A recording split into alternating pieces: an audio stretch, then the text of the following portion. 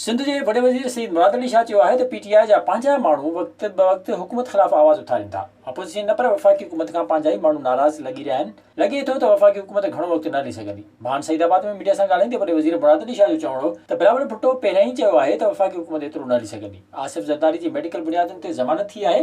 बीमारी सबबि आसिफ ज़रदारी अक्सर इस्पताल में रहे थो। देखिए, इस वक्त जो इमरान खान की हुकूमत है, पीटीआई की हुकूमत है, उससे अपोजिशन जमातों की तो पहले ही तनकीद करते थे उनकी इनकॉम्पिटेंस पे कि वो हुकूमत नहीं चला सकते। उनके अपने लोगों की तरफ से भी वक्तन फ़वक्तन, अब तो आपकी मीडिया खुद ही रिपोर्ट करती है कि अपोजिशन तो नहीं, लेकिन उनकी अपनी पार्टी से लोग नाराज़ हैं। और कभी उनके कोलेशन पार्टनर कहते हैं कि जी हमारे काम नहीं हो रहे, कभी दूसरा कहते हैं। और उनकी अपनी पीटीआई से भी लोग, कराची के एमएनएज़ की बात हुई थी कि वो नाराज़ हो गए।